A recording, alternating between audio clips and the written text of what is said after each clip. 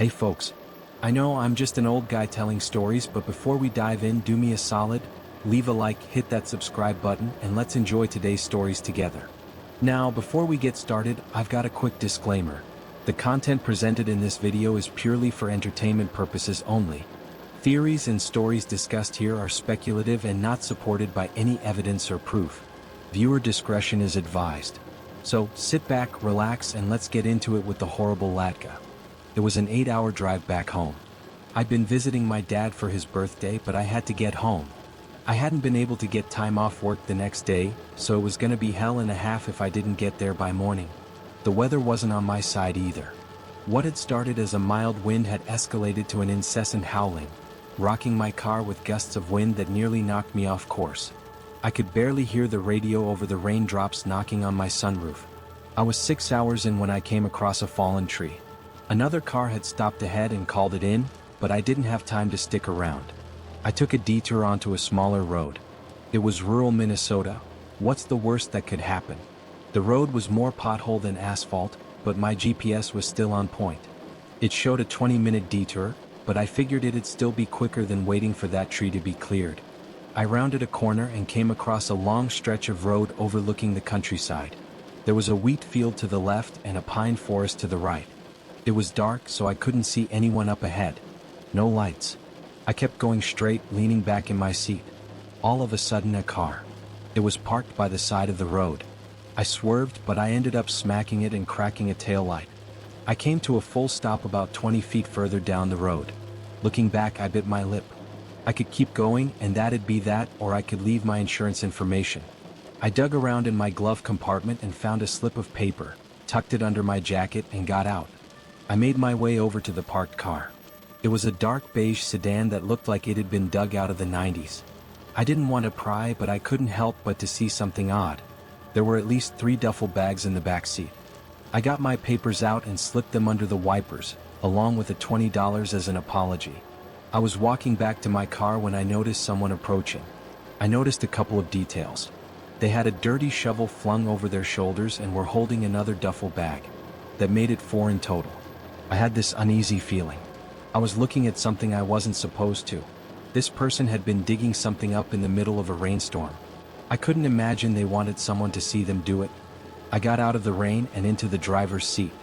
I put the keys in and fired up the engine. It made a bit of a huffing noise as if wanting to stall, but it didn't. Then someone knocked on my window. I could have put my foot on the gas, but I didn't. Instead, I turned my head, only to see a stern-looking man in his early 50s. He had a thick mustache and a black baseball cap, a look that made me think of someone trying their best to be forgettable and neutral. He was holding a gun. He made a rolling motion with his hand.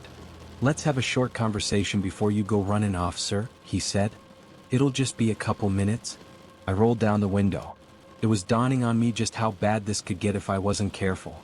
We were alone on a small nondescript road during bad weather, and no one knew I was there. And he didn't look like the type of person who was eager for a rational discussion. "Sorry about the taillight," I said.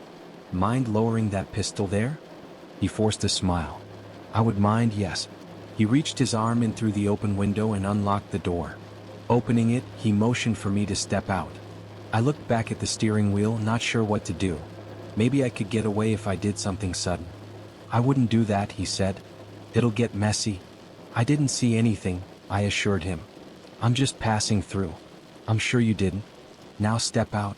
Looking down the barrel of a gun, I was inclined to listen. I stepped out.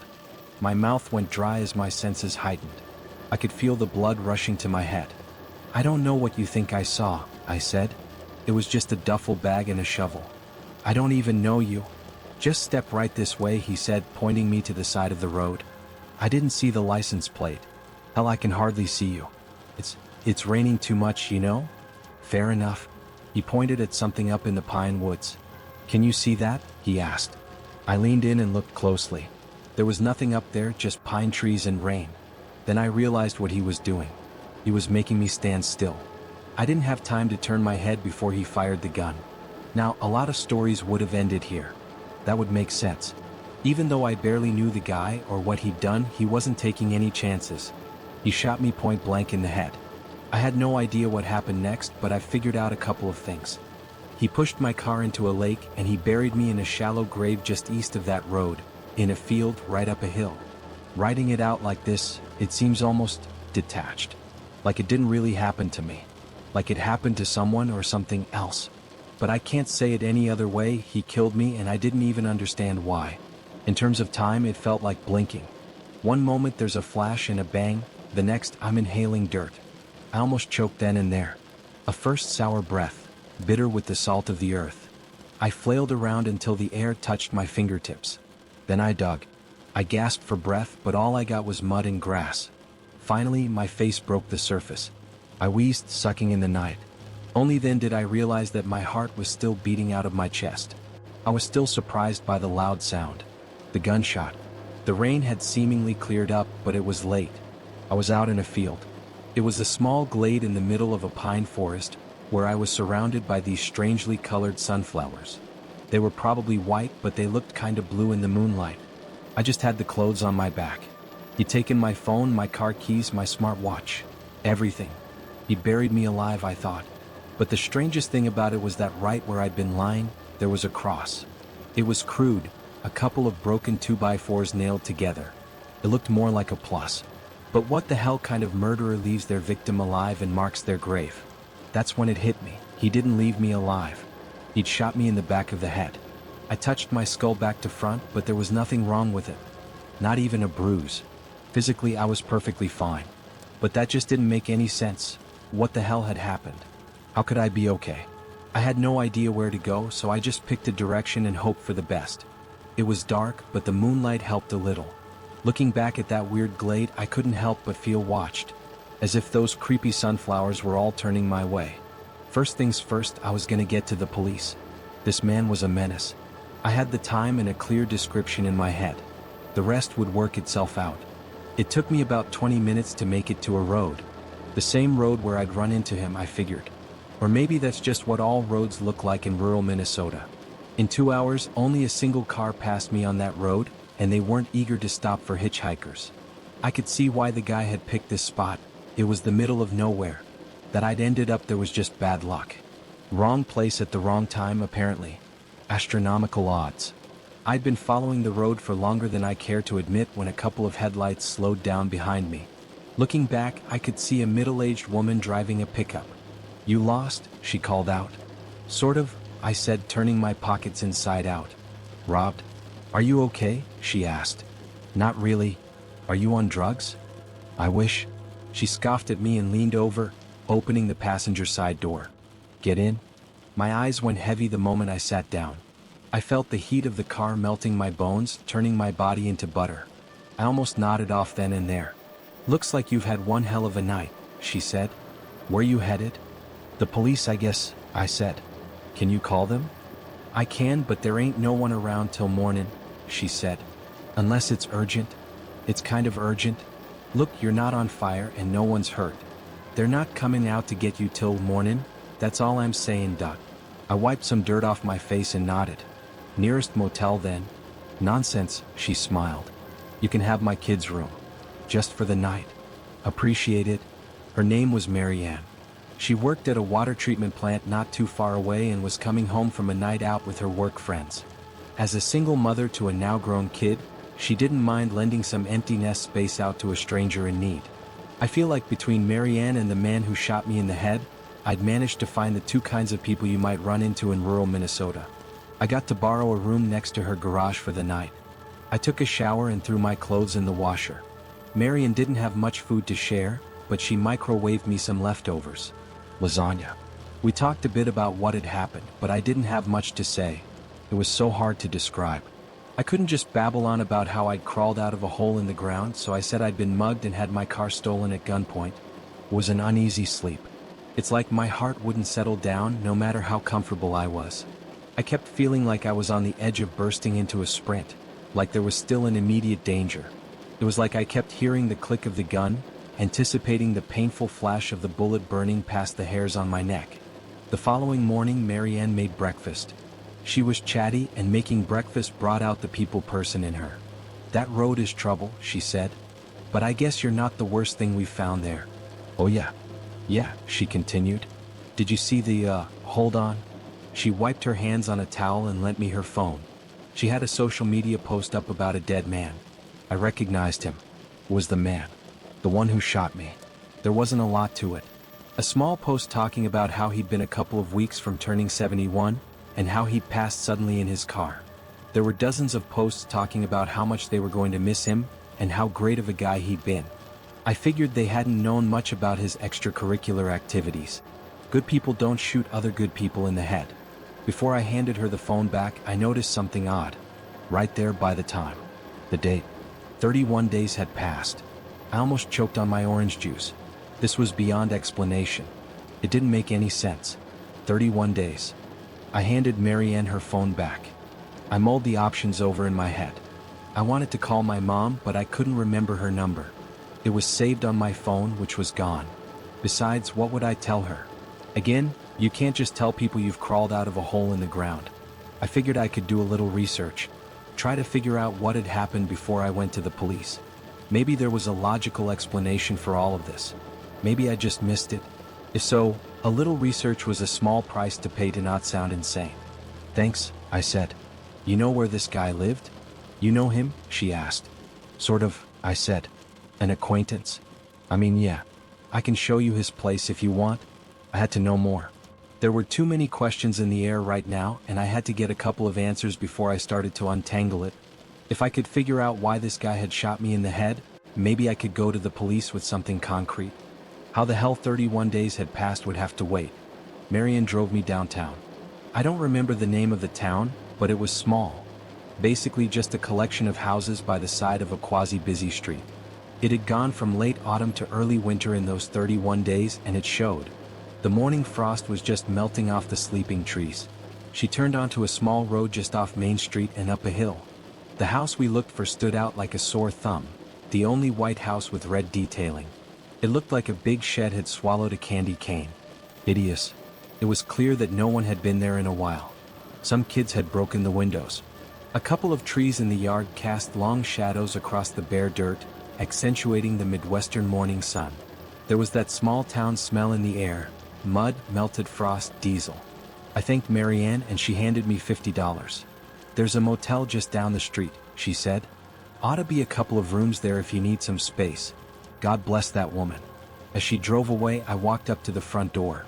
The lock was broken and there were a couple of spray tags on the side. The door was barely holding on to the hinges, having been rocked back and forth by harsh winds. The inside was pretty lackluster. The guy was clearly a loner. No pictures on the walls, no pets, barely any decorations. A couple of polite postcards from acquaintances piled up in the hallway. Empty plates on the kitchen table. Checking the fridge, there was half a six-pack and a jar of pickles. That's it. It was empty. If this guy was turning 71, there were no signs of a long life. In fact, there were no signs of anything. You could tell there'd been people going through the place. Furniture had been moved and broken. There were scratch marks on the floor from where someone had tried to break the floorboards. There was also some cigarette smoke. Maybe the guy was a chain smoker, but the place didn't smell like it. I wandered around, not really knowing what to look for. I had this feeling that knowing why he tried to kill me might shed some light on things, but it really didn't. It's like the post said, he just tipped over and died. It was hard to accept that maybe, just maybe, I'd just been in the wrong place at the wrong time. Maybe I'd never know for sure. Still, the guy had it coming. Whatever the reason, you just don't kill people in cold blood. Leaving that house behind, the question remained, why me? What did I do? There was no point in grinding it over and over in my head.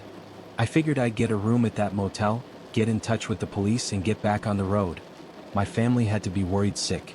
I felt a little bad for spending this much time running around with this nonsense, but it bothered me to no end. You don't forget waking up in a shallow grave. You just don't. I followed Marianne's directions and came across a gravel path. A long winding path over a hill and through the pine woods. I spotted a peculiar tree in the distance, a dead, leafless oak. I decided to stop there to rest my feet for a bit. It had a root that curled around itself, making it an excellent seat. I sat down to ponder my options. But see, I do this thing when I'm deep in thought. I scratch something over and over with my left index finger. There's something about the sensation of running your finger over something textured that just numbs my mind. So as I sat there and considered my next move, I did just that. I scratched a bit. Right in that exact spot, something had already scratched the bark off. I pulled my finger back, sticky with sap. Someone had been sitting here just like I was. They'd been scratching that spot just like I'd done. Following the trail, I ended up next to 2 buildings down by the main road. There it was, the motel and a supermarket. There was a woman outside the motel, smoking a cigarette. She kept looking my way, so I waved at her. "You here to pick up your stuff?" she asked. "What? Your stuff," she repeated. "I'll throw it away if you don't." "No, yeah, I'll get it." "Sorry." I had no idea what she was talking about, but she clearly intended to talk to me. There was no mistaking it, she'd seen me before. She was very comfortable in that fact. So much so that it made me question if we had history. I joined her outside the motel and waited for her to finish her cigarette. I got a stern talking to about leaving things behind. Apparently, there was only so much space in the lost and found. I apologized, which eased the tension a bit. Maybe she was expecting some kind of entitled big city folk talk from me. She said she'd give me 20 minutes to clear out the room and handed me a key. I hurried down the hall and up the stairs. Standing outside that room, I didn't know what to expect. I'd never been there before. I'd never seen this woman. And yet she seemed to know me. Or at the very least, she'd seen me before. When I entered, I could tell someone had been living there. There were some clothes and a couple of items scattered across the nightstand. It didn't take long until a chill crawled up my spine. The clothes in that room were my size. There was a toothbrush in a green plastic case in the bathroom, just like I always keep it. I'm a bit squeamish about bacteria, which begged to question, had I been there before? I decided to do a test. If I had been there before, my phone would be tucked away and hidden near the bed. I'd had some bad experiences with staff stealing my electronics in the past. So I leaned over the bed and fumbled around for a bit. And there it was. I found my phone nuzzled between the wall and the bed. But more than that, I found something hidden underneath. A black metal box with a 4-digit code. I tested the first 4-digit code that came to mind and voila, it popped open. In it, I found a gun, 6 bullets, a stack of about $4,100 bills, and a notebook. There was a knock at the door before I could explore a little further. "You finished?" the lady asked. "Sorry," I said. "It's, gonna be a while." "You staying?" "Would you mind if I did?" "You paying?" "Of course, yeah." "All right then." I sat there for a moment, taking it all in. How could I have known it would be there, and how would I know the code? How could I have been in that room without remembering anything about it? It didn't make sense, but I was holding the proof in my hands. There had to be answers. I paid for a couple of days and locked myself in that room. I gathered all clothes and checked all the corners to make sure there was nothing else hidden in there. It felt strange, like I was following in my own footsteps. But I'd never been there before. I'd woken up in that field like no time had passed. What was I missing? I kept the TV on in the background just to fill the empty space. I checked the phone. There were a couple of outgoing calls. A few of them short, a couple of them a little longer. Some of them were dated from about 10 to 15 days after I was attacked. In the empty space I couldn't account for. Those were 30 days of my life that were just gone, but something had happened in between. There were a couple of texts too. Most of them were just people being worried, asking if I was okay. There were a couple of replies sent from this phone, but just a few. They were short, just saying, "I'm fine." But one text stood out. It was from my younger sister. "Why are they saying you're dead?" she wrote. There'd been no response. Dead. I immediately tried to call her, but my phone was disconnected. Either the service was discontinued or I hadn't paid my bills. Either way, I wasn't getting through. I decided to check the notebook. The pages were dated, starting at about 21 to 22 days after my supposed death. It mentioned waking up in a field of blue sunflowers, disoriented and looking for help. It mentioned getting a ride to town from an old man in a blue van. Other entries mentioned talking to people about my assailant, only to find out he'd already died. It seems that my first instinct was always to find the guy who killed me, and always finding out that he was gone. These notes spoke about an experience that was almost identical to mine. About waking up, about getting to a motel, about looking up the house of our attacker. Apparently that's where they'd found the gun and the money. Maybe it hadn't been kids messing up the place. Maybe it was me? The notes also mentioned a letter left behind. It just said that he was sorry, the note read. There were more notes. Dates. Connections. So I flipped to an empty page, grabbed a pen, and tried to put it all into a coherent timeline. It seems that about 10 days after getting shot in the head, I'd woken up in a field for the first time. I tried to find the man who did it, but he had already died more than a week prior. According to the notebook, the man had died either the same night that I did or the day after. Then on day 20, I'd woken up in a field again. I'd made my way back to town to find the man who killed me, but he was already dead. For the next few days, I'd been locked up in this very motel, trying to figure out what was going on. I'd made numerous calls, sent texts, and a couple of emails, only to be told that I'd been declared dead. Apparently, I'd walked into the police station on day 19 and fell over. Dead. Complete organ failure, according to the coroner. The notes warned me about contacting friends and family, telling me I'd just cause harm and confusion. For all they knew, I was gone. Talking to them would open a lot of questions that I couldn't answer. But I wasn't dead. I was right there reading that notebook. From all I could gather, there seemed to be a pattern. Every 10 days, I would wake up in that field as if nothing had happened. I would believe I'd just gotten killed by that man, and I'd seek to either get help or revenge. But he was already dead. The world had moved on. But the notes didn't speak of me having seen any other versions of myself. So what exactly happened to every version? Did they all drop dead? The final entry hinted at an answer. It simply read, "I can feel my heart slowing down. I haven't been able to relax for over a week, and now it's getting hard to move. I have to pry my fingers open with my teeth. My toes have turned black. I'm seeing things. I see the one before me. I see you reading this. I know what is about to, and to prove it, I will put a cross on that spot. It will be the first thing you will see. The cross." The old man hadn't been the one to put that up. I had. This was the working theory. Every 10 days I would wake up in that field. And every 9 or 10 days after that, I'd die, only for a new me to wake up, repeating the cycle. I couldn't wrap my head around it. I turned everything in that notebook in and out looking for answers.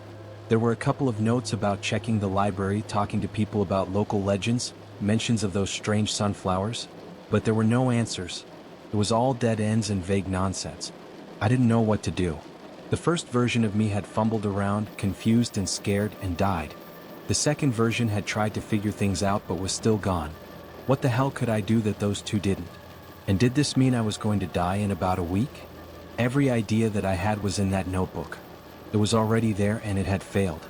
I checked the soil in that glade. I talked to the locals. I'd researched similar myths and legends. I tried burying myself in that soil again as if I could go back somehow. But no, I'd been killed and buried among those flowers, and they refused to stop bringing me back. And it did so about every 10 days. I wasted that entire day trying to piece it all together. I fell asleep somewhere around 9 in the evening, still holding that notebook. I kept falling in and out of sleep, having these uneasy thoughts. I kept imagining that first breath as I breached the surface, digging myself out of a shallow grave. The confusion, the ringing in my ears from that gunshot. But there were other things in the dark of my dreams. The sound of my feet rushing into that house. Desperately digging through a home only to find a gun and a letter. Scaring off a few kids, making them drop their spray cans as they fled. Then there was the sound of people crying and screaming in my ear. Questions I can't answer. Desperation on all ends, building into this tight knot in my chest that no comforting word could untangle. Then a lake. Aching joints. A final swim as my bones fossilized and decayed. I was at peace, knowing I was about to go, and I chose to do it in a way where no one would be bothered. And now me here, alone in a motel, trying not to hear the ticking clock, trying not to think of what happens when my 10 days were up. The next day I sprang into action. I washed the cold sweat off my brow and decided to answer what questions remained in that notebook. I would do anything. There had to be a solution. Things always work out one way or another. Checking recently used apps, I found out that my previous iteration, the second copy, had used a map. They'd search for nearby lakes. There was that one lake called Frog Lake nearby, and they just walked into it. That must have been the way they chose to end things. Out of sight, out of mind. But the biggest questions remained. Why had that old man killed me to begin with? I fell into a vicious cycle of anxiety, desperation, and failure. I tried to find his car, but it had been destroyed. I tried to find any of his relatives, but he had none. All who had posted had been acquaintances and friends he'd made. I messaged a couple of them using the motel Wi-Fi, but they either didn't respond or had nothing to say. I tried to check for prior convictions, but he had none. I tried to find out something about his gun, but it was unregistered and the serial number had been filed off. I couldn't even find out where he got the bullets. And why had he apologized? Why leave me money? The only thing I could think of were those duffel bags of his, and his digging. There had to be a reason. The nights were getting worse. I was seeing little glimpses of things that had been. Crying in the motel room. Rushing into the police station. Tearing out notes from the notebook and clawing at my face until it bled. Frustration, hopelessness, and desperation. And with every glimpse, every dream, I started to realize how futile this was. Every idea, every thought, everything I'd tried, I'd already done it. I was just repeating patterns. I was in a race against myself and nothing would change. On day 5, I made my way back out to that glade. Retracing my steps, I found that it was surprisingly close to where he had parked his car that night. Most of the ground there was gravel and rock, but the soil in that glade was soft and malleable. To me, the only thing that made sense was that he'd been digging for something up there. The cross was still up there. I couldn't stop looking at it. What had I thought as I put that up? Did I still have hope? That night, I started seeing other things. Not just things that had been, but things that were to come.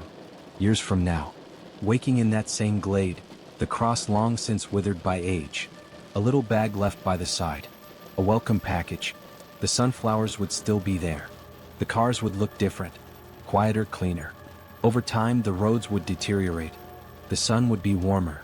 I'd draw thousands upon thousands of the same first breath, over and over. I'd ask myself the same questions. I'd try the same things and I'd come to the same conclusions. I forced myself awake before I went too far. I didn't want to see. I didn't want to know. The clock was ticking. On day 6, I had completely given up. I just lay there in the motel room watching daytime TV, eating stale chips from the supermarket across the street. I juggled 10-minute naps with bouts of existential panic, feeling my heart race through my chest as my lungs tightened. I could hear it in the back of my mind, that ticking clock. It was almost over. Forever. I tore my hair out.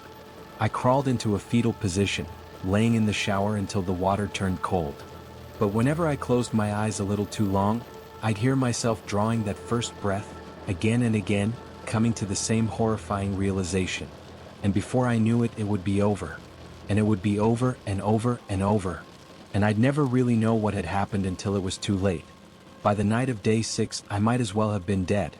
I just lay there naked on the floor, dissociating. I don't want to talk about day 7. It got worse and I did a lot of things I wasn't proud of. So I'm skipping ahead to day 8. On day 8, I took a walk downtown. There was a corner pub where I decided to have lunch. By happenstance, 2 police officers walked in. They were having a discussion and I couldn't help but overhear it. "That doesn't make any sense," one of them said. "How can the guy have his own bones in a duffel bag?" "That's the thing," the other said. "He must have had a twin. They were identical. So, all these years there've been 2 of them? And no one knew? It's like some parent trap shit," the officer laughed. "Can you imagine? Bones. Duffel bag. There was something there. They had to be talking about him." I hurried back to the motel. My killer had been digging the night he killed me. He'd left his gun and bullets in a box, telling me he was sorry along with some money. They'd found bones in his duffel bags that were identical to his own. But what if they weren't an identical twin? What if they were a copy of him, or maybe he was the copy? I bought a shovel of my own and made my way back out to that glade that same day. Checking the soil where I'd been buried, I dug and I dug deep. Maybe there was a reason I'd been buried in a shallow grave. Maybe there was something else further down. I dug until my muscles ached and my lungs burned. I dug all afternoon in different places and finally, I found something. About 5 foot deep there was a body bag. It was covered in chemicals, but the smell was unmistakable. There was a corpse in there. I knew what I'd see before I even opened it. The zipper struggled, but it rolled open, challenging every sensation in my body. It's a strange feeling to hold your own face, to see your own closed eyes, to stroke your own hair in comfort. The little quirks and scars that only you know of, except for that one thing, a bullet hole. I collapsed to my knees. I'd figured it out. From a stray thought mentioned by a passerby, I figured it out. There was a reason that man had such a bare-bones home. Why he looked 50, although he was 70. He'd gone through this. He'd been in the cycle before me. Killing me and having me take his place in the ground must have broken the cycle. There was an end to it. That's why he apologized. That's the reason he just killed a random person by the side of the road. It wouldn't end until someone took his place. If not me, then someone else. So that meant that I had two options. I could go through this nightmare over and over, or I could end it. I could cut those who would come after me out of the equation and spare them the horror I'd felt. I could do that. Now I had options. That night, after I'd washed the dirt from my hands and knees, the dreams were different. I felt myself drawing another first breath, only to wake up under a starless sky, where the sun had gone dim and the moon hung closer than ever. I could hear rumbling earth as towering, monolithic beings reached for the horizon sky. I'd see vaguely humanoid shapes roam a desert wasteland, stretching towards the heavens, crying for death, crying for an end to the cycle, like me. But there would be more first breaths. Ones where I would wake up in a firestorm only to burn to death. Ones where I would wake up choking under solid ice. Ones where I would be pulled up by inhumane scavengers, only to be torn apart and eaten, farmed and cultivated like wheat. And the cycle would continue, turning life into a grotesque broken mirror image of what I'd been told it would be. Lies and hopes made manifest by church, state, and peers.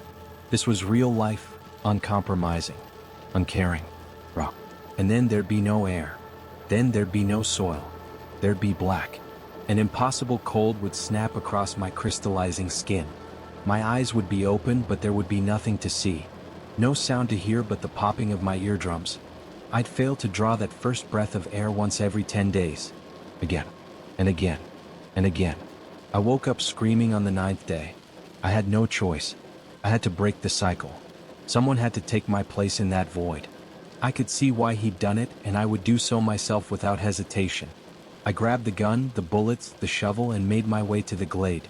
While the old man had just been bones, I had a whole body to take care of. It didn't matter. I could leave it out in the open and it would make no difference. By the time it mattered, I'd be gone, and the cycle would be broken. So I waited by the side of the road like he'd done. My body had been dug up and was ready to be moved. I didn't want to do it in the daylight though, but time was running out. I didn't even care that I was going away. I just had to avoid that thing that were to come. The infinite awakenings that followed. A lot of cars passed me by. Some honked at me, others went out of their way to splash me with water collected in the many potholes. It wasn't until dinner time that a car slowed down to help. A good Samaritan. A pickup truck. Mary Ann. No, I muttered under my breath. Just keep going. Not you. But it was getting late. Could I risk waiting for someone else? She rolled down the window on the passenger side, smiling at me. Her radio clicked off. You back here? She laughed. What kind of trouble you looking for? I'm fine, I said. You can keep going. Fine, she scoffed. You're right back where you started. Don't tell me you got robbed again. Not this time, no. So why you here? I had my hand on my gun. There was no one else around. She was leaning forward and I had a clear shot to her head. I just raised my hand, click, and that would be it. It was simple. Would I risk missing this chance just for her to get some more time? In the grand scheme of things, what would it matter? And what if the next copy of me came to the same conclusion? What would stop them from pulling the trigger? It was either me now or me later. And if not her, then someone else. Did it matter who? I wouldn't be around to care. I could barely keep it together. My hand trembled.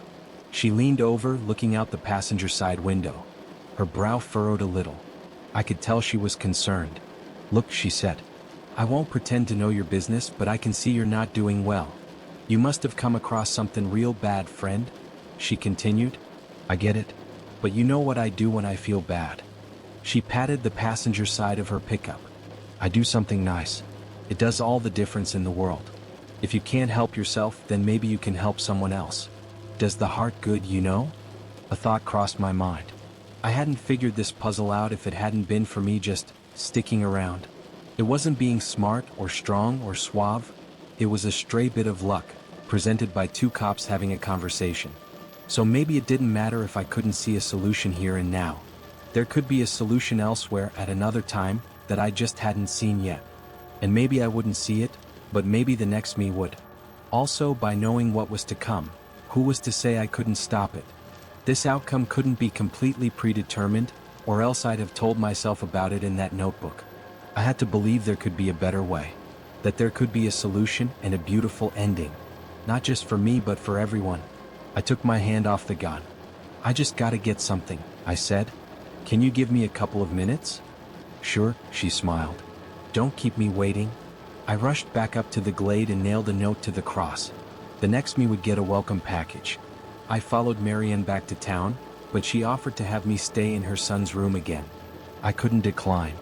I borrowed his computer, and that's why I'm here writing this down. I need to spell things out in a way another me will understand, and I think this is a way to do it. So if I'm reading this, hello. I'm glad you saw the note. I hope this sheds some light on things. Maybe you can make it better for the next one. My joints are growing stiffer and my heart is slowing down. It's actually sort of pleasant. The worries start to fade. But the cycle will continue. I'll be gone before long and I'll make sure Marianne won't find me. I've called the motel telling them I'll be back soon and to keep the room. I have the money for it. At least for a while longer. It is so easy to despair and so easy to forget our view. We can only see so far and we can only hear so much. What feels like an endless darkness today can be a warming light by the morning. Sometimes all we have to do is hope. To hold on. To do the best we can and trust in the way things unfold. We don't even have to be smart about it or strong. Sometimes we just gotta be at the right place at the right time. I don't know how many hours I have left. It's strange to count yourself in hours. It's nice not to know for sure. I'm gonna go for a walk and see how far I'll go. Take a deep breath as if it's your first. You have all the time in the world. Alright folks, that's it for today's stories. I hope you enjoyed the ride even if it left you with a few chills down your spine.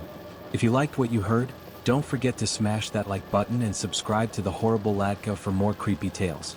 Got any crazy stories of your own? Drop them in the comments and who knows? Maybe I'll be sharing them next time. Until then, stay safe, stay spooky, and I'll catch you in the next one.